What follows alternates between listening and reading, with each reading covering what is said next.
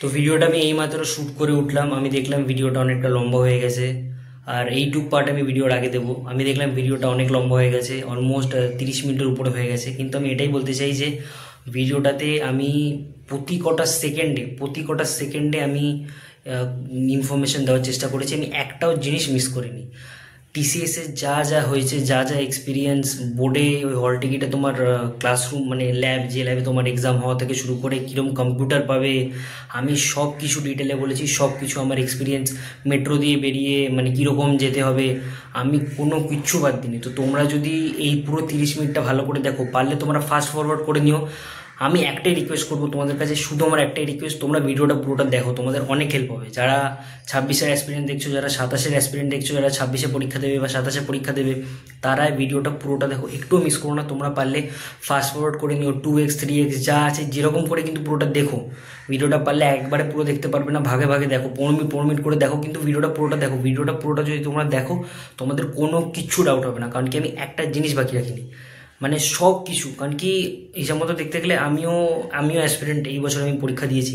তো আমার মনে যে যা যা ডাউট ছিল, ফটো থেকে শুরু করে যে সেলফ অ্যাটেস্ট করাতে হবে কিনা, এটাও ডাউট ছিল, আমি সব এই ভিডিওতে ক্লিয়ার করেছি। কারণ কি, আমি এটা ভেবেছি যে আমি যে প্রবলেমগুলো ফেস করেছি, যে ডাউটগুলো আমার ছিল পরীক্ষার আগের দিন অবধি, যে এটা এরকম হবে না এরকম হবে, সেটা যাতে তোমরা না ফেস করো। তো আমি সব কিছু ক্লিয়ার করেছি। ওখানে ব্যাগ রাখার দিকে আমি সব কিছু বলেছি। তো তোমরা পুরো ভিডিওটা, এটাই আমার রিকোয়েস্ট, পুরো ভিডিওটা দেখো 36 মিনিটস। আমি প্রতি কটা সেকেন্ডে ইনফরমেশন দেওয়ার চেষ্টা করেছি। তাহলে এই ভিডিওটা দেখলে তোমাদের আর কোনো কিছু ডাউট থাকবে না, আর কোনো কোথাও যেতেও হবে না। এই ভিডিওটা পুরোটা দেখো, পারলে ফাস্ট ফরওয়ার্ড করে দেখো, ব্যাস।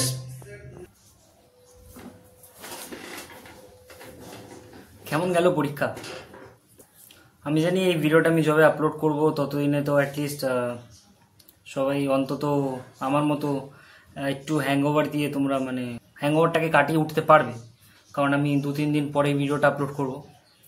তো কেমন গেল এটা যারা যারা এক্সাম দিয়েছে তারা সবাই জানে কেমন গেছে এক্সাম।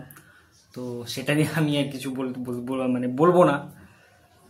তো বেসিক্যালি ভিডিওটা আমি বানাচ্ছি কমপ্লিটলি, ভিডিও টাইটেল আর থাম্বনেল দেখে তোমরা বুঝতে পেরেই গেছো যে এই ভিডিওটাতে আমি সোললি আমার এক্সপিরিয়েন্সটা বলবো, যে আমার পার্সোনাল এক্সপিরিয়েন্সটা কেমন ছিল। আমার এক্সাম পড়েছিল টিসিএস গীতবিতানে। ওখানে গিয়ে কি হলো, মানে এই মানে 3টে সেকশন রাখবো ভিডিওতে। আমি প্রথম সেকশনে আমি ডিসকাস করবো যে টিসিএস গীতবিতানে যা যা কিছু হলো, অ্যাডমিট কার্ড থেকে শুরু করে ফটো আটকানো থেকে শুরু করে সব।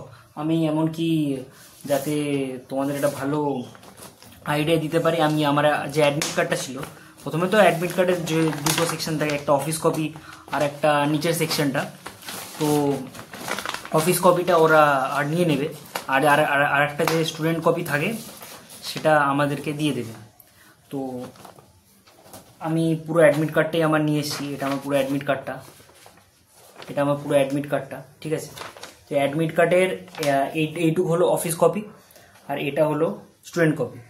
তো এখান দিয়ে মানে যা যা কিছু হবে, মানে এক্সামিনেশন হলে তুমি যখন রুমে ঢুকলে, তোমার রেসপেক্টিভ রুমে যা যা কিছু টিসিএসে হলো, সেটা নিয়ে ডিসকাস করব। আর সেকেন্ড পার্টে আমি ডিসকাস করবো যে কোশ্চেন পেপারটা কেমন ছিল। মানে এতদিনে আমি যখন ভিডিওটা আপলোড করবো ততদিনে তোমরা কোথাও না কোথাও দিয়ে তো কোশ্চেন পেপার মানে কোশ্চেনগুলো মানে জানতে পেরেই যাবে। তাও আমি আমার যে কটা মনে থাকবে আমি তাও এই ভিডিওতে বলবো। কারণ এই ভিডিওটা যদি সরলি কেউ মানে প্রথম দেখে, তাহলে তার জন্য আর অন্য কোথাও যেতে না হয়। এই ভিডিওটা দেখেই একটা বেস আইডিয়া পেয়ে যাবে। আর থার্ড পার্টে আমি বলবো যে 2026-এ যারা এন্ট্রান্সটা দেবে, তো তোমরা কীরকমভাবে প্রিপারেশন নেবে, তোমাদের কি কি করা উচিত, কি মানে করলে তোমাদের ভালো র্যাঙ্ক হবে।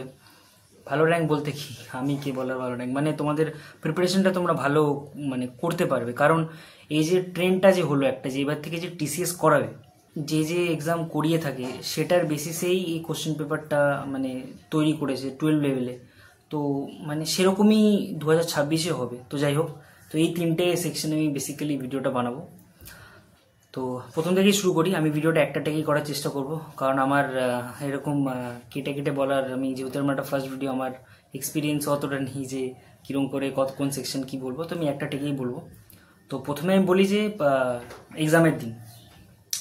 এক্সামের দিন আমারও তোমার মতনই অবস্থা ছিল, তোমাদের মতনই নার্ভাসনেস তো ছিলই। গীতবিতানে কী করে যাব ওটা নিয়েও একটা ব্যাপার ছিল।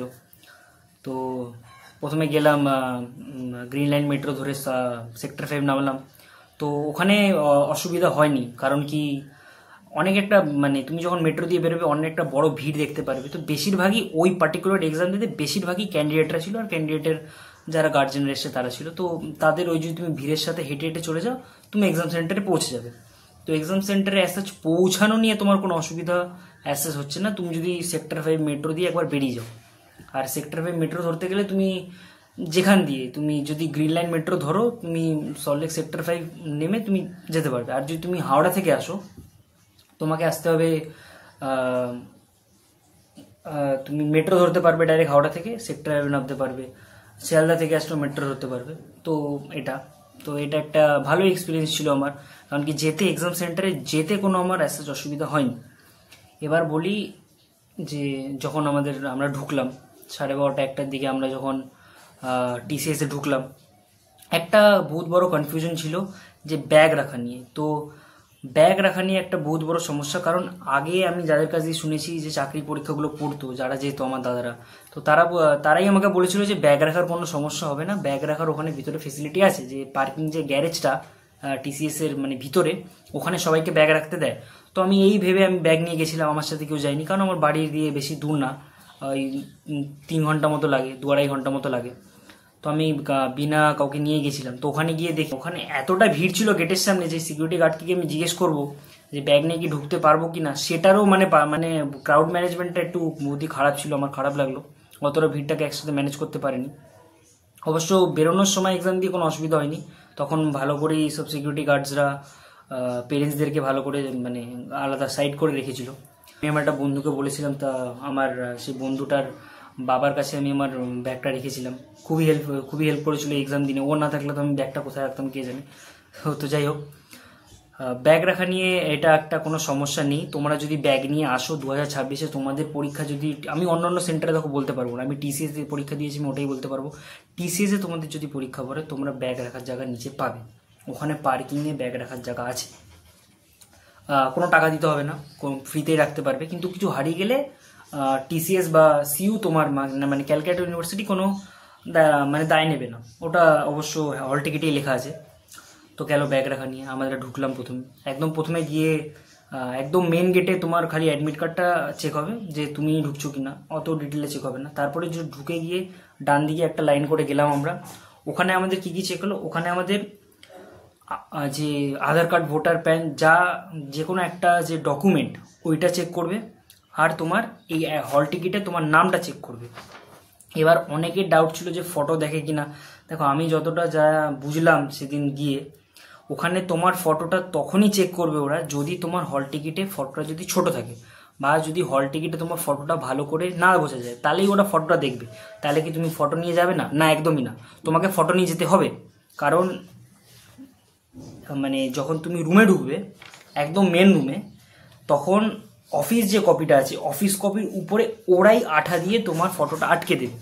তো এটা একটা কনফিউশন ছিল, আমারও কনফিউশন ছিল যে আমাদের আঠা নিয়ে যেতে হবে কিনা, আঠা নিয়ে তো আদৌ ঢুকতে দেবে কিনা। আঠা নিয়ে তোমাদের কাউকে যেতে হবে না, আঠাটা ওরাই তোমার ফটো আটকে দেবে। এমনকি তোমাকেও বলবে না আঠাটা নিয়ে আটকাও, তুমি চেয়ারে বসে থাকবে। আমি দেখছিলাম কয়েকজনকে, যারা যখন গেট দিয়ে রুমে ঢুকছিল, ওই যে ক্লাসরুম, রেসপেক্টিভ ক্লাসরুমে, তখনই ওদের ফটো আটকে দিচ্ছিল কারুর, মানে আমারটা ওরকম হয়নি। আমি সিটে বসেছিলাম, আমার সিটেই এসে ওই ইনভিজিলেটর ম্যাম এসে আঠা দিয়ে ফটোটা আটকে দিল, অফিস কপির উপরে আটকালো। আর অফিস কপি আর এই যে স্টুডেন্ট কপি এখান দিয়ে কেটে নিয়েছিল। স্টুডেন্ট কপিটা তোমাদেরকে দিয়ে দেবে, আর অফিস কপিটা ওরা নিয়ে নেবে, ওরা নিজেই তোমার কাছ দিয়ে ফটো আটকে অফিস কপিটা নিয়ে নেবে। তো এটা গেল, গেটে চেক করলো তোমার ফটো, তারপরে একবার যে চেক করলো, তারপরে সোজা গিয়ে এবার যে মেন টিসিএস এর গেটে ঢুকবে। এটা ছিল টিসিএস এর মেন গেট, আর একটা হলো টিসিএস এর বিল্ডিং এর গেট। তো বিল্ডিং এর গেটে ঢোকার আগে ভালোভাবে চেক করে, এমনকি তুমি যদি ফুল স্লিভ ঢালা মানে যদি ড্রেসও পরে থাকো, তুমি যদি গুটিয়ে রাখো, আমি তো ফুল স্লিভস পরে গেছিলাম, কারণ এই যে ভিড়, আমি গুটিয়ে নিয়েছিলাম। তো আমাকে রীতিমতো ওই টিসিএস এর বিল্ডিং এ ঢোকার আগে আমাকে ওরা বললো যে তুমি স্লিভস খোলো, কারণ কি স্লিভস এর মধ্যে তুমি যদি কোনো চিট লুকিয়ে থাকো, তো সেটাও ওরা চেক করে। তো স্লিভস আমাকে খুলে দেখাতে হলো। আর যে একটা মেটাল ডিটেক্টর থাকে, ওটা দিয়ে তোমার বডি পুরো চেক হলো। আংটি, কোনো রকমের আংটি, এটা তো আমি আজকে পড়েছি, এই সব কিছু তুমি পরে যেতে পারবে না। তোমার যদি কোমরে বেল্ট থাকে, বেল্টও পরে যেতে পারবে না। আশা করো মানে তোমরা যদি মানে যখন তোমরা 26-এ যাবে, অ্যাভয়েড করবে কোনো রকমের বেল্ট পরার, খালি একটা প্যান্ট আর একটা টি শার্ট, ব্যাস, আর কিচ্ছু না। আর মেটেল কোনো যাবতীয় জিনিস কিছু নিয়ে যেতে পারবে না। তো এটা গেল। তারপরে ওখান দিয়ে ঢুকে তুমি ভিতরে ঢুকতে পারবে। এবার বলি কী কী নিয়েতে হবে তোমাকে। এই যে হল টিকিট, এটা একটা হল টিকিটের সাথে আমি দুটো পেন নিয়ে গেছিলাম। অনেকে দেখছিলাম 3টেও পেন নিয়ে গেছে। তো তোমাদের মনে এটা আসতেই পারে যে 2টো পেন নিয়ে ঢুকতে দেবে না, একদমই না। তোমরা যদি 2টো পেন নিয়ে ঢুকতে চাও, তোমরা 2টো পেন নিয়েও ঢুকতে পারো। পেন নিয়ে অ্যাজ সাচ কোনোদিন মানে আটকাবে না যে তোমরা 2টো পেন নিয়ে ঢুকছো কেন। তো ওরাও বুঝবে যদি বাইসাইজে যদি একটা পেনের কালি শেষ হয়ে যায়, কারণ ওটা তো পেন দিচ্ছে না। তো আমি 2টো পেন নিয়ে গেছিলাম, একটা ব্লু একটা ব্ল্যাক। তো ওটা নিয়ে ওরা কোনো অবজেকশন জানাবে না। তো মেন বিল্ডিংয়ে যখন আমরা, এটা মেন গেট, এটা মেন বিল্ডিংয়ে যখন ঢুকলাম, তখন ওখানে একটা বড় কাঁচের গেট দিয়ে ঢুকলাম, বড় একটা বোর্ড ছিল। তো ওই বোর্ডের মধ্যে তোমাদের এই যে অ্যাডমিট কার্ডে যে হল টিকিট নাম্বারটা থাকে, এই হল টিকিট নাম্বারে বোর্ড তুমি চেক করবে, মানে সার্চ করবে যে তোমার হল টিকিট নাম্বারটা কোন ক্লাসরুমে আছে। তো ওই ক্লাসরুমে তোমাকে তখন উঠে যেতে হবে। আমার পড়েছিল 3 তলা ল্যাব 3, ফ্লোর 3 ল্যাব 5A। তো এবার ল্যাব 5A বলে কোনো ছিল না, ল্যাব 5A একই ছিল। তো আমি 3 তলা অবধি হেঁটে হেঁটে গেলাম। আমার বন্ধুর পড়েছিল গ্রাউন্ড ফ্লোর, ওকে হাঁটতেই না, আমাকে 3 তলা অবধি হেঁটে হেঁটে যেতে হয়েছিল। যাই হোক, 3 তলায় গেলাম। ওখানে গিয়ে ল্যাব 5-এ আমি ঢুকলাম। কিন্তু ঢোকার আগে ওখানে একটা জিনিস, যে তুমি যখন রুমে ঢুকছো, এবার তুমি রুমে ঢোকার আগে তুমি যদি ওয়াশরুম যেতে চাও, টয়লেটে যেতে চাও, তুমি যেতে পারো সবাইকে। কিন্তু তুমি একবার যদি রুমে ঢুকে যাও, রুমে ঢুকে তোমার যদি ফটো তোলা, তারপরে সিগনেচার যদি ওরা হয়ে যায়, বায়োমেট্রিক লেফট থাম্ব বায়োমেট্রিক একবার দিয়ে হয়ে যাওয়ার পরে, তোমাকে যতক্ষণ না এক্সাম শেষ হচ্ছে, তোমাকে ওরা রুম থেকে বেরোতে দেবে না, অ্যান্ড তুমি ওয়াশরুমও ইউজ করতে পারবে না। তো আমার দাদা যেহেতু আগে গেছিলো এক্সাম দিতে, আমার দাদারা অনেক অন্যান্য চাকরির পরীক্ষা, তো ওরা আমাকে বলেছিল টিসিএসে টয়লেটেরও মানে ফেসিলিটি আছে। আর একদম রুমে মানে ফ্লোরে উঠেই, 3 তলায় উঠেই, যে তলায় তো সিট পড়বে, ওখানে উঠেই তুই ডাইরেক্ট ওয়াশরুমে চলে যাবি, মানে ওয়াশরুমে করে তারপরে ঢুকবি, কারণ কি ওরা মাঝখানে তো ঢুকতে দেবে না। আর লেখাও ছিল যে মাঝখানে উঠতে দেবে না। তো আমি যখন ফ্লোরে উঠলাম, ফ্লোরে উঠে আমি রুমে ঢোকার আগে আমি চলে গেলাম, আমি ওয়াশরুমে গেলাম। ওয়াশরুমে গিয়ে ফ্রেশ ট্রেশ হয়ে তারপরে একবার রুমে ঢুকলাম। এবার রুমে ঢোকার সময় কি হলো, রুমে যখন ঢুকলাম আমরা, সবার প্রথমে আমাদের অ্যাডমিট কার্ডটা চাইলো, আর ওটা চাইলো যেটা আমি নিয়ে গেছিলাম। আমি আধার কার্ড নিয়ে যাইনি। এবার আধার কার্ড না নিয়ে গেলেও কোনো অসুবিধা হবে না, যে কোনো একটা আইডেন্টিটি প্রুফ নিয়ে গেলেও হবে। আমি আধার কার্ডটা অ্যাভয়েড করেছিলাম, কারণ আধার কার্ডটা এতটা লম্বা ছিল, একেতে অ্যাডমিট কার্ড, তারপর পেন, তারপর এত লম্বা আধার কার্ড কে নিয়ে যাবে। এই জন্য আমি ছোট্ট একটা, আমি যে জামাটা পরে গেছিলাম, জামাটাতে পকেট ছিল, তো আমি যে ভোটার কার্ড থাকে, আমি ভোটার কার্ড নিয়ে গেছিলাম। তো কোনো অসুবিধা হবে না, কোনো অবজেকশন জানাইনি। ভোটার কার্ডটা ওরা নিল, আমার নামটা চেক বললো, তোমার নাম কি? আমি বললাম আমার নাম সব্যসাচী দাস। তো বললো কম্পিউটারে ওদের ওখানে চলে আসলো সব্যসাচী দাস। তো ওরা বললো দেখো নামের স্পেলিংটা ঠিক আছে কিনা। আমি ওদের যে কম্পিউটারটা ছিল ওখানে দেখলাম সব্যসাচী দাস, আমার নামটা ঠিক আছে। বললো ফটোটা তোমার ঠিক আছে কিনা দেখো। আমি বললাম ফটোটাও ঠিক আছে। বললো সিগনেচারটা তোমার ঠিক আছে কিনা দেখো। হ্যাঁ, সিগনেচারটাও ঠিক আছে। সব কিছু এই 3টে জিনিস জিজ্ঞেস করার পরে আমাকে বললো একটু পিছনে গিয়ে দাঁড়াও। আমি একটু পিছনে গিয়ে দাঁড়ালাম। তখন ওদের যে ওয়েব ক্যামেরাটা থাকে, ওদের যে কম্পিউটারের মধ্যে যে ওয়েব ক্যামেরাটা, ওটা দিয়ে আমরা একটা ফটো তুললো, যে আমি মানে আমার একটা ফটো তোলা হলো। ফটো তোলার পরে আমাকে এই অ্যাডমিট কার্ডের উপরে এখানে ভেরিফাই লেখা ছিল, আমি অ্যাডমিট কার্ডটাই দেখাই। এবার এটা তো দেখালাম যে পুরো এরকম থাকবে, এরকম থেকে এবার ওরা অফিস কপিটা কেটে নেবে। কেটে নেওয়ার পরে কীরকম হবে, কেটে নেওয়ার পরে ঠিক জিনিসটা এরকম একটা জিনিস হবে। এটা ইনভিজিলেটর তখন সাইন করবে এখানে, আর ওটাতে যে এটা স্টুডেন্ট কপিটা আমরা পেয়ে যাবো, অফিস কপিতে সাইন করবে। তারপরে এখানে এই ফটো তোলার পরে ওরাই ভেরিফাই করে দেবে। ভেরিফাই করে এই যে এখানে লেখান না সিট 207, এই 207 এটা হলো সিস্টেম নাম্বার। এবার সিস্টেম নাম্বারটা কি? সিস্টেম নাম্বারটা ওটাই যে নম্বর তুমি কম্পিউটার পাবে, কারণ প্রতি কটা কম্পিউটার বা ডেস্কটপ যাই বলো, ডেস্কটপের উপরে ওখানে এরকম নাম্বার দেওয়া থাকে, C207, C208, C209। এই 209 হলে কম্পিউটার নাম্বার বা পিসি নাম্বারকে ডিনোট করে, কারণ একটা ক্লাসরুমে অনেকগুলো কম্পিউটার থাকে, তো ওটাকে ডিনোট করার জন্য এখানে C207 লেখা থাকবে। সব কিছু হয়ে গেল। তারপরে তোমার ফটোটাও হয়তো ওরাই তখনই লাগিয়ে দেবে, বা আমি গিয়ে বসেছিলাম সিটে, আমারটা পরে লাগিয়েছিল, ওরাই আঠা দিয়ে লাগিয়ে দেবে। সব কিছু হলো। এবার গিয়ে বসলাম ওখানে, কমসে কম আধ ঘন্টা আমরা বসেছিলাম। আধ ঘন্টা থেকে ম্যাক্স টু ম্যাক্স 40 মিনিটস আমরা ওখানে বসেছিলাম। বসে থাকার পরে আমাদেরকে একটা পেজ দেওয়া হলো, রাফ পেজ দেওয়া হলো। বললো রাফ পেজের উপরে আমাদের বললো তোমাদের নাম, তোমাদের হল টিকিট নাম্বার আর তোমাদের সিস্টেম নাম্বারটা লিখতে। তুমি যদি চাও এটাও লিখতে পারো, খালি তোমার নাম মানে আমার নাম, আমি যদি চাইতাম তো এটাও লিখতে পারতাম, সব্যসাচী দাস 25501 মানে আমার হল টিকিট নাম্বারটা, তারপরে আমার সিস্টেম নাম্বার C207। বা তুমি যদি চাও তুমি এরকম করেও লিখতে পারো, আর নেম লিখে দুটো ডট দিয়ে অ্যারো দিয়ে সব্যসাচী দাস, হল টিকিট নাম্বার লিখে অ্যারো দিয়ে তোমার হল টিকিট নাম্বার, সিস্টেম নাম্বার এই কথাটা লিখে তারপরে তোমার সিস্টেম নাম্বার, তারপরে তুমি ওই পেজে রাফ করতে পারো। মানে তুমি যা কিছু করতে পারো। আর এরকম না যে তোমাকে একটাই রাফ পেজ দেবে, তোমাকে যতগুলো চাইবে অতগুলো রাফ পেজ দেবে। আর যদি অনেস্টলি আমি বলি, টিসিএস এর যে ইনভিজিলেটররা ছিল, মানে গেট থেকে স্টার্ট করে ক্লাসরুম অবধি তারা খুবই খুবই পোলাইট, খুবই হেল্পফুল, খুবই ভালো। মানে টিসিএস গীতবিতানের মতো জায়গা এক্সাম দেওয়ার জন্যে কোথাও হয় না। মানে মানে এত ভালো এক্সপিরিয়েন্স আমি মানে এক্সপেক্ট করিনি, যে মানে খুবই হেল্পফুল, ওরা খুবই হেল্পফুল। তোমার যদি কোনো প্রবলেম হয়, আমার ক্লাসরুমে এটা হয়েছিল যে আমি যখন ঢুকছিলাম দেখছিলাম একটা ছেলের নামটা একটু চেঞ্জ ছিল, হল টিকিটে যে নাম বলছি কেন, ডেট অফ বার্থটা চেঞ্জ ছিল, মাসে একটু গন্ডগোল ছিল বা ডেটে। তো আর সে অন্য কোনো কিছু আনেওনি, আর তার বাড়িও এখান থেকে দূরে, সে একা এসছে, তার বাবা নেই। তো তাকে বলছিল যে তুমি কি অন্য কিছু এনেছো আধার কার্ড ছাড়া? ও বললো না স্যার, অন্য কিছু তো আনিনি। তো আমি দেখলাম ওরা জিনিসটাকে ভালো করে ট্যাকেল করলো, ভালো করে মানে পোলাইটলি জিজ্ঞেস করছে যে তুমি এরকম বলেনি যে তুমি কেন পড়োনি, তোমার নোটিফিকেশনে লেখা ছিল, ওয়েবসাইটে লেখা ছিল, তোমার ভুল, আমরা কেন করবো, এরকম কিছু বলেনি। সেটার সাথে ভালো করে কথা বললো, ভালো করে পোলাইটলি দেখলো। সে যখন জিনিসটা বুঝতে পারলো না, তার যখন আন্ডারে মানে জিনিসটা মানে সে বুঝতে পারলো যে আমার তো এখানে কিছু বলার নেই, সে তার যে হেড মানে তার থেকে যে উঁচু পজিশনে আছে তার কাছে নিয়ে গেল ছেলেটাকে। তো দেখলাম পরে কি হলো আমি জানি না, কিন্তু আমার মেন বড় একটা কথা যে ওরা বহুতই হেল্পফুল। তোমার যদি কোনো প্রবলেম হয় ওরা তোমাকে হেল্প করবে, তো এটা নিয়ে কোনোই টেনশন নিও না। টিসিএস এর পরীক্ষা তোমাদের যদি পরে 2026-এ গীতবিতানে, তোমরা মানে একদম টেনশন ফ্রি হয়ে যাও, কোনো কিচ্ছু অসুবিধা নেই। আর আমি এই চ্যানেলে এখন ভিডিও বানাতে থাকবো, তোমাদের কোনো যদি কোনো অসুবিধা হয় আমাকে জিজ্ঞেস করো। এটা হলো। এবার এক্সাম স্টার্ট হলো। এক্সাম যখন স্টার্ট হলো, রীতিমতো আমি তো এটা বুঝতে পারছিলাম না যে এইটা এসএসসি, যারা এসএসসির পরীক্ষা দাও তারা হয়তো জানবে।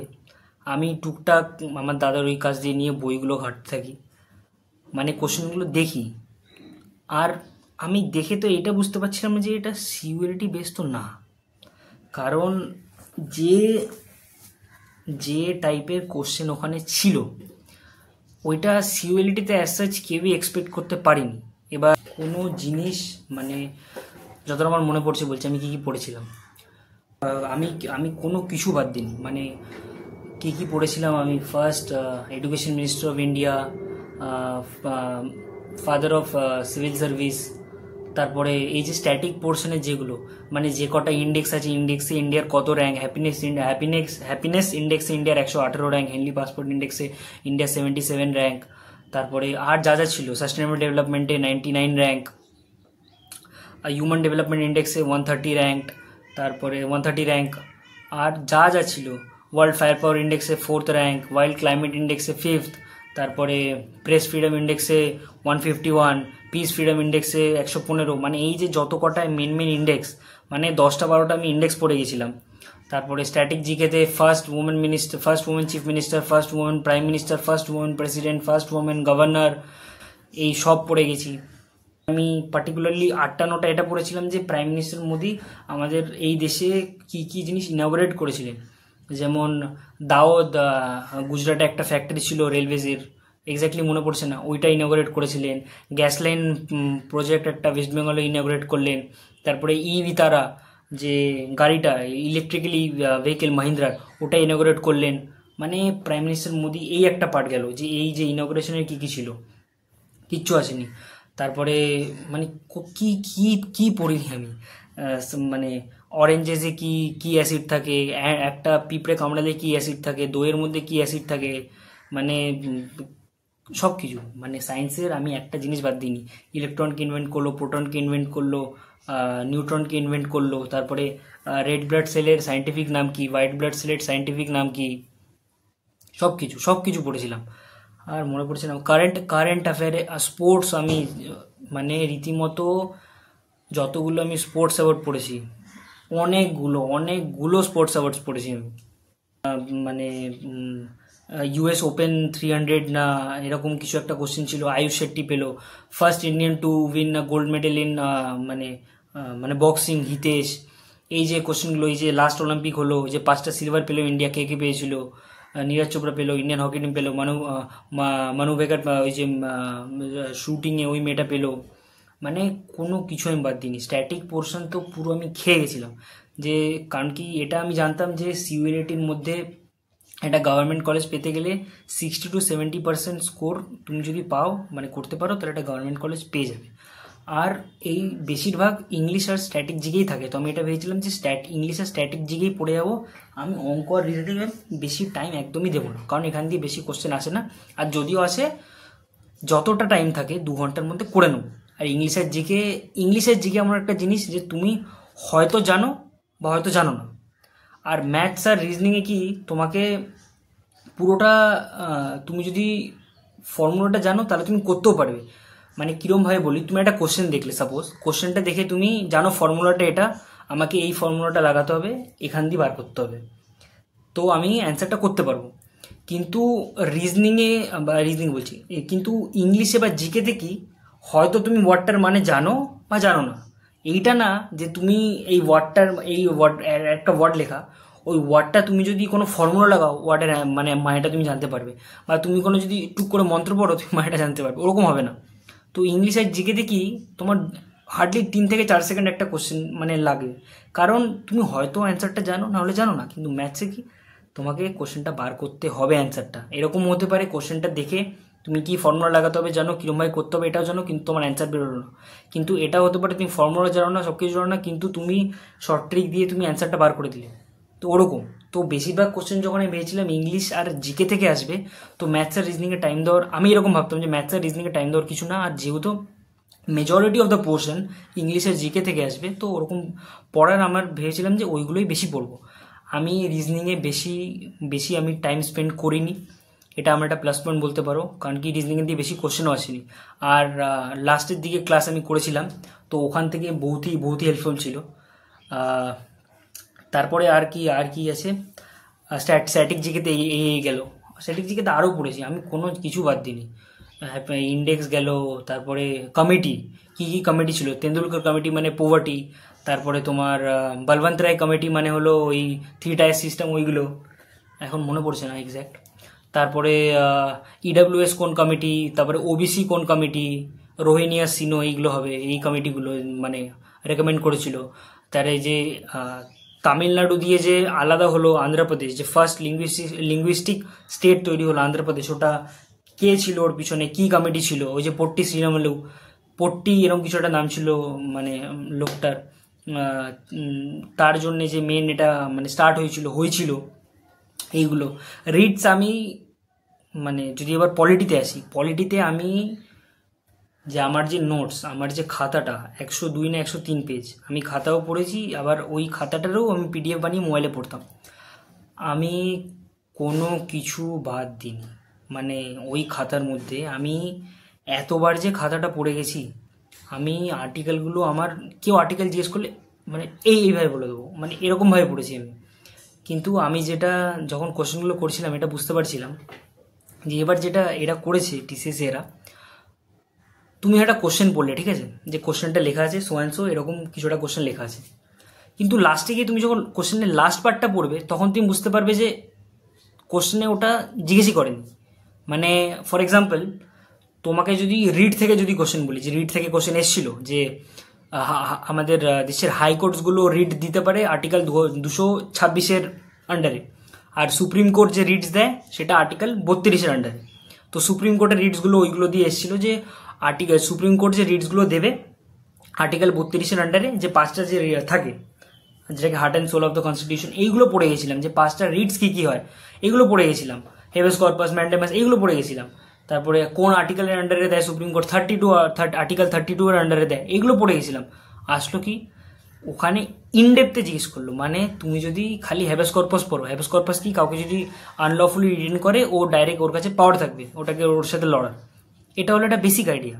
কিন্তু এই বেসিক আইডিয়ার সাথে তুমি যদি সিউএলএটি 2025 করতে যেতে, মানে আমি গেছিলাম, আমি পারিনি করতে, কারণ ইনডেপথ ডিটেলে ভালো করে অত ঘুরে এন্ট্রেন্সের জন্য আমার মনে হয় না, আমি জানি না অন্য কারোরটা বলতে পারবো না, কিন্তু অত এন্ট্রেন্সের জন্য অত ঢুকে তো আমি পড়িনি।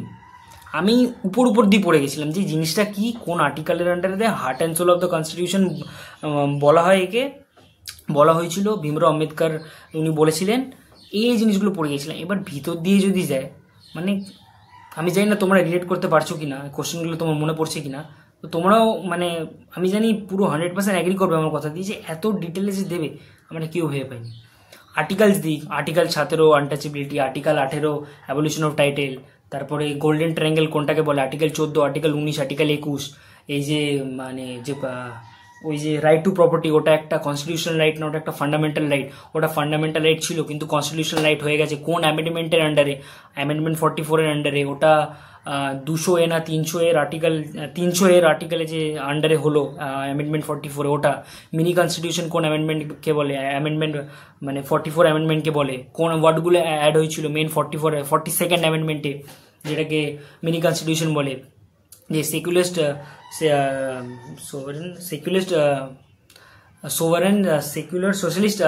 সেকুলার সোশ্যালিস্ট আর ইন্টিগ্রিটি, এই ওয়ার্ডগুলো মনে হয় অ্যাড হয়েছিল। তো এই যে এই যে কোশ্চেনগুলো, এই কোশ্চেনগুলো একটাও ছিল না। আর কারেন্ট অ্যাফেয়ার দিয়ে যদি বলি, কারেন্ট অ্যাফেয়ার আমি খেয়ে গেছি, মানে এমন কোনো কারেন্ট অ্যাফেয়ার নেই হয়তো আমি বাদ দিয়েছি। কিন্তু কারেন্ট অ্যাফেয়ার আসলো কি, ওই ওই ট্যাবলো না কি একটা অ্যাওয়ার্ড ছিল। এবার মানে রেসপেক্টিভ তোমাদের জন্য ওটা আলাদা হতেই পারে, মানে তোমরা এমনও হয়তো স্টুডেন্টরা থাকো যে ওই কোশ্চেনটা তোমরা করেছো বা কমন পেয়েছো, কিন্তু আমি কারেন্ট অ্যাফেয়ার বলতে গেলে আমি অনেক অনেক এফোর্ট দিয়েছিলাম, কিন্তু ওই কোশ্চেনটা মানে লাকের ব্যাপার একটা, ওই কোশ্চেনটা আমি তখন আমার হিট করেনি, তো ওটা পারিনি। আর যে ডেটসগুলো ছিল, ন্যাশনাল ভোটার ডে, ওটা আমি পড়ে গেছিলাম, কারণ ডেট অ্যান্ড ডেজও আমি ভালো করে পড়ে গেছিলাম। মানে যে কটা ফেমাস ডে ছাড়াও, intellectual day, heritage day, United nation day, international code day, সব পড়ে গেছিলাম। আমি পড়ে যাইনি কি স্প্যারো ডে, এটাই পড়ে যায়নি। তো কি মানে স্প্যারো ডে পড়েছে, ভাবা যায়? মানে কী বলবো আমি, কিছু বলার নেই। ইন্টারন্যাশনাল ভোটার্স ডে 25শে জানুয়ারি ছিল, এটা পড়ে গেছিলাম, কারণ কি আমার বার্থডে 23 জানুয়ারি, আমি এটা এরমভাবে মনে রেখেছিলাম যে আমার বার্থডে 2 দিন পরে ইন্টারন্যাশনাল ভোটার ডে, তো ওটা। আর তারপরে কিছু কিছু কোশ্চেন আমি ভাবছিলাম যে এটা হয়তো হতেও পারে, না হতে পারে, কারণ কি কোশ্চেনটা দেখে আমি ভাবছিলাম যে হয়তো এটা এখানে হবে। যেমন একটা এক্সাম্পল দিই, ওই যে ইন্টারন্যাশনাল ওয়ার মিউজিয়াম, ওটা আমার ডাউট ছিল যে ওটা অমৃতসর হবে না দিল্লি হবে। আমার মনে হচ্ছিল যে ওটা দিল্লি হতে পারে, কারণ এটা আমি ভেবেছিলাম, মানে শুনেছিলাম হয়তো কোথাও ইন্টারন্যাশনাল ওয়ার মিউজিয়াম দিল্লি এরকম কিছু আমার মাথায় ঘুরছিল, তো তাই জন্য আমি দিল্লি দিলাম। তো পরে এসে জানতে পারলাম যে, মানে বাড়ি এসে যখন দেখছিলাম, তো ভাবলাম যে মানে তো দেখলাম যে ওইটাই অ্যান্সার। তো এরকম অনেক অনেক অনেক কোশ্চেন যেগুলো মনে হচ্ছিল ভুল হবে না ঠিক হবে, যে অপশনগুলো দিয়েছি ঠিক হয়েছে, অনেকগুলো আছে ভুল হয়েছে। যেমন HRMN99, এই কোশ্চেনটা তো মানে সিইউএলটির কোশ্চেনে HRMN99 কেউ এক্সপেক্ট করবে এটা? তো এই কোশ্চেনটা আমার মনে হয় আমি ভুল করেই এসেছি, কারণ কি স্ট্রবেরি একটা অপশন ছিল, আমি স্ট্রবেরি দিয়েছি, এটা অ্যাপেল হতো। তো মানে কোশ্চেনের কোনো মানে পার্টিকুলার সেকশন ওরকম আলাদা করে ভাগও কিছু ছিল না, যে এটা ইংলিশ সেকশন, এটা জেনারেল নলেজ, এটা রিজনিং, এরকম কিছু ভাগ ছিল না। 1 থেকে 100টা কোশ্চেন ছিল। এটা গেল জিকে অ্যান্ড স্ট্যাটিক পার্ট। ম্যাথসে যদি আমি আসি, আমি জানি না এর কয়েকজন আমার সাথে অ্যাগ্রি করবে, কিন্তু ম্যাথসের যে কটা কোশ্চেন ছিল, গোনার টাইম পাইনি আমি, কারণ কি টাইমে আমার শেষ হয়েছিল এক্সাম। ম্যাথসে যে কটা কোশ্চেন পেয়েছিলাম, ওই 15টা কোশ্চেন বা 20খানা কোশ্চেন, আমার এক্স্যাক্টলি মনে নেই, আমি 3টে কি 2টো এরকম কোশ্চেন আমি হয়তো করতে পারিনি, মানে আমার মেলেনি অ্যান্সার। তাছাড়া ম্যাথসের যে কটা কোশ্চেন ছিল আমি সব কটা করেছি, আমার অ্যান্সারও বেরিয়েছিল, কারণ কি ম্যাথসটা আমার ভালো লাগতো, তো ওটা আমার বলতে পারো মানে হয়ে যেত, আমার মানে করে নিতাম আমি, তো ওইটা নিয়ে আমার কোনো চাপ হয়নি। ম্যাথসের কোশ্চেন আমার ডুয়েবলই লেগেছিল, তোমরা অ্যাগ্রি নাও করতে পারো, তোমাদের আলাদা লাগতে পারে, কারণ কি অনেকের দেখছি যে জিকে পোর্শন ভালো গেছে, ইংলিশ ভালো গেছে, তো মানে কি বলবো, আমার তো ইংলিশ পুরো একদম বহুতই খারাপ গেছে, কারণ কি ইংলিশের ওরকম ওয়ার্ড আমি জীবনে ওরকম শুনিনি। আর অপশানগুলো মানে এরকম, তোমরা যদি মক দিয়ে থাকো তো তোমরা জানবে, মকের ব্যাপারেও আমি আসবো যে কোথা দিয়ে মক দিলে তোমাদের ভালো হবে। তো যদি মকের সেকশনে তোমরা যদি ওটা নিয়ে যদি কথা বলো, যে একটা কোশ্চেন জিজ্ঞেস করলো, হ্যাঁ, ওই কোশ্চেনের যে অ্যান্সারটা, ওর যে মানে অপশানটা, ওই অপশানটা একটু আলাদা থাকে আর তিনটে অপশান সেম থাকে। তো ওরকম করে তুমি অ্যান্সারটা তুমি মার্ক করতে পারো। যদি এরকম কোশ্চেনে থাকে যে কামনেসের অপোজিট কি, তো ধরো তিনটে অপশন দেওয়া থাকবে যেটা শান্ত, ওই কামনেসকেই ডিনোট করে, আর একটা কোশ্চেন দেখা থাকবে যে কামনেসকে ডিনোট করবে না। তো তুমি দেখেই বুঝতে পারবে যে আচ্ছা ওই অপশনটা আলাদা লাগছে, ওই অপশনটা হবে। কিন্তু যে আমাদের পরীক্ষাতে যে অপশানগুলো ছিল, ওই অপশানগুলো মানে কি মানে এইটা তো বোঝা দূরের কথা যে চারটে সেম না আলাদা, ওই ওয়ার্ডগুলোই আমি শুনিনি। মানে English it was very difficult, because যে ওয়ার্ডগুলো ছিল, ওই ওয়ার্ডগুলো কখনো মনে হয় না আমি শুনেছি। বেশিরভাগ ওয়ার্ড, কয়েকটা ওয়ার্ড ছিল যে ভিজিটেট, ওইগুলো তাও মনে হয় যে কোথাও শোনা শোনা লাগছে, কিন্তু বেশিরভাগ ওয়ার্ড মানে আউট অফ দ্য বক্স ছিল, আমি জীবনে শুনিনি। এটা গেল ইংলিশে। জিকে, ম্যাথস তো বললাম যে আমার পক্ষে মোটামুটি ইজিই ছিল। আর রিজনিংয়ে তো মাত্র 3টে কোশ্চেন দিয়েছে, আর রিজনিংয়ে আমার জন্য মানে বলতে গেলে ঠিকই আছে, কারণ আমি রিজনিংয়ে একটুও টাইম দিইনি। তো সেই হিসাবে দেখতে গেলে আমার জন্য তো ভালোই হয়েছে, কারণ আমি ভেবেছিলাম যে ম্যাথস আর রিজনিং আমি পড়বোই না, এক্সামের ওই 3-4 দিন আগেই দেখে নেবো, কারণ কি আমার ওটার পিছনে আমি জানি টাইম না দিলেও হবে, বেশিরভাগ কোশ্চেন জিকে আর ইংলিশ থেকে আসবে। তো যাই হোক, এই ভুলটা তোমরা করো না প্লিজ। আমি ওটা নিয়েও বলবো তোমাদের 26-এর জন্য কীরকম করে প্রিপারেশন নিতে হবে, মানে কোনটা করলে ভালো হবে তোমাদের। এটা গেল, আর কি বাঁচলো, হ্যাঁ সবকটা হয়ে গেল। তো এটা ছিল কোশ্চেন পেপারের এক্সপিরিয়েন্স। আর তোমরা যদি বলো কোশ্চেন কী কী ছিল, তো অ্যাজ সাচ আমি একটা পিডিএফ আমি দিয়ে দিতে পারি, তোমরা পিডিএফটা খালি ডাউনলোড করে নিও, কোনো টাকা লাগবে না, কোনো কিছু লাগবে না, জাস্ট যেও পিডিএফ ঢুকে নিও, পিডিএফে যেও করে নিও। কারণ আমি জানি ভিডিওটা কবে আপলোড করবো, কিন্তু এইটুক তো জানি যে যতদিন আপলোড করবো ততদিনে কোশ্চেন কোথাও না কোথাও দিয়ে আমি ওই শুনতে পেরে যাবো বা পেয়ে যাবো। কারণ কবে আপলোড করবো আমি জানি না, কিন্তু যবেই আপলোড করি ততদিনে কোশ্চেনগুলো কোথাও না কোথাও দিয়ে মনে হয় আমি শুনতে পেরে যাব। তো আমি একটা কাজ করব, তোমরা বেশিরভাগ স্টুডেন্টরা মনে হয় তোমরা তবেই দেখবে মানে 26-এ এন্ট্রেন্স দেওয়ার আগে, তো তারাও মানে এক তো দেখবে যারা আমার মতো স্টুডেন্টরা এক্সাম দিয়েছো, তো তারা দেখতে চাইবে যে বাকি স্টুডেন্টদের কেমন গেছে, তো তোমরা দেখবে। আর যারা 26-এর ক্যান্ডিডেটরা দেখবে, তারা যদি কোশ্চেন পেপার চাও আমি একটা পিডিএফ দিয়ে দেবো। তো পিডিএফ দিয়ে কোশ্চেনগুলো যতগুলো আমার মনে আসে ততগুলো তোমরা পেয়ে যাবে, ওটা নিয়ে তোমরা চাপ নিও না। এবার বলি, ফার্স্ট পার্ট গেল টিসিএসের এক্সপিরিয়েন্স, বহুতই ভালো। সেকেন্ড পার্ট গেল কোশ্চেন পেপার। থার্ড পার্ট হলো তোমরা কীরকম করে প্রিপারেশন নেবে। এবার দেখো, তোমরা যদি একটু স্মার্টলি ভাবো প্রিপারেশন কীরকম করে নেবে। এবার প্রিপারেশন নেওয়ার তোমরা যদি মানে একটু ভেবে দেখো যে টিসিএস কী কী এক্সাম কন্ডাক্ট করায়, আমাদের দেশে টিসিএস কী কী এক্সাম কন্ডাক্ট করায়। যদি এসএসসির এক্সামগুলো কথা বলি, আরআরবির এক্সামগুলো তো করায় রেলওয়েজেরই, যদি এসএসসির এক্সামগুলো আমরা কথা বলি, এসএসসি মানে ক্লাস 12 লেভেলে এসএসসি 3টে এক্সাম করায়, মানে মেনলি যদি বলি মানে ফেমাস এক্সামগুলো। একটা হলো এসএসসি স্টেনোগ্রাফার, একটা হলো SSC MTS multi tasking staff, আর একটা হলো SSC CHSL combined higher secondary level. তো তোমরা কি করবে, তোমরা টেক্সট বুক বলে একটা, আমি কিন্তু কারোর প্রমোশন করছি না, আমি যেটা করেছি সেটা বলছি। তোমরা যদি চাও তাহলে টেক্সট বুকের যে মানে মক টেস্ট সিরিজ, ওটা 1 বছরের কিনে নাও। তোমরা টেক্সট বুকে যাও, টেক্সট বুকে গিয়ে এসএসসির যে মানে এক্সামগুলো, মানে 3টে এক্সাম, কারণ কি এইগুলোই ক্লাস 12 লেভেলে হয়, আর তোমাদের যে এন্ট্রেন্সটা ওটাও ক্লাস 12 লেভেলেরই। তো সিএইচএসএল, স্টেনোগ্রাফার, এমটিএস, এই 3টের মক টেস্ট লাগাও। মানে এদের টাইম ডিউরেশন আলাদা, খালি স্টেনোগ্রাফারেরই 2 ঘন্টার টাইম, আর সিএইচএসএল আর এমটিএসের 1 ঘন্টার টাইম। তো টাইম দেখো না, তোমরা কোশ্চেন পেপারের সাথে ইউজ টু হও। কেন বলছি এটা তোমরা মানে ভ্যালুটা মানে তখনই বুঝতে পারবে যখন তোমরা 26-এ পরীক্ষা দিয়ে বেরোবে। কারণ পেপার করাচ্ছে টিসিএস ক্লাস 12 লেভেলে তোমাদের এন্ট্রেন্সটা করাচ্ছে। টিসিএস এর আগে ক্লাস 12 লেভেলে এন্ট্রেন্স করাতে গিয়ে কী কী কোশ্চেন করেছে দেখো, তো তাহলেই তুমি 26-এ কমন পাবে। এটা বেসিক জিনিস একটা, তোমরা যদি একটু ভেবে দেখো তাহলেই তোমরা বুঝতে পারবে।